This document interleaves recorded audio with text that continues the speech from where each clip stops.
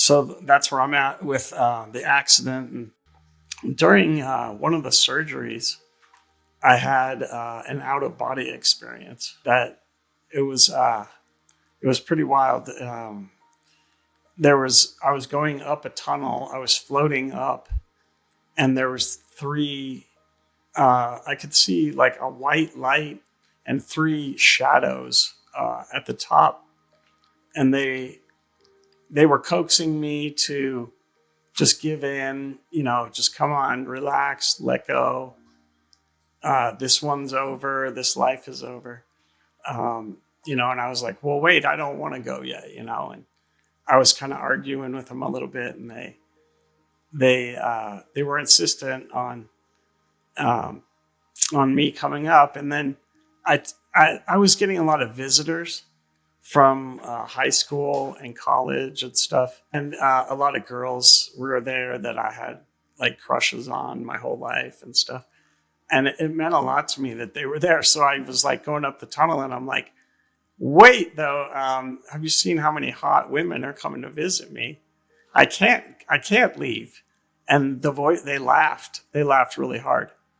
And I went right back down into my body with like a zip. And that was my first near-death experience. It took about probably 10, maybe 15 years before I started noticing that I had some psychic abilities, and I also had a lot of like I don't want to say channeling, because I'm not really sure what that is, but I have a lot of contact with just spirits. I feel like I'm communicated with all the time from people that have passed. As far as like near death stuff, I've had a couple other ones since I've been in this position in the hospital and stuff.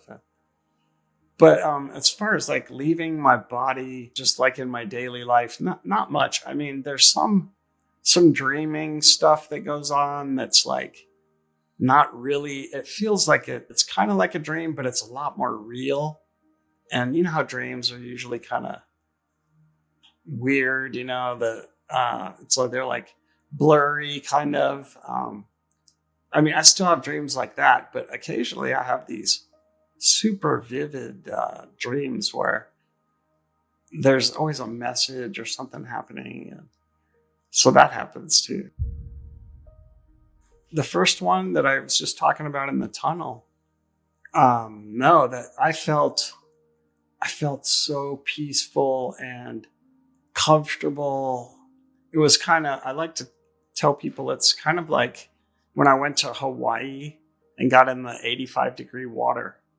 I almost didn't want to leave, It was so,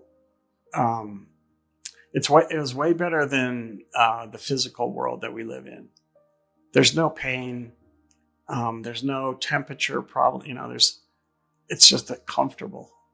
And the fourth one that I had more of that one was more out of body, where I went to a place and we were walking, and I put my hand down at one point and touched some insects, and I could move my hand. Now with the paralysis, I can't.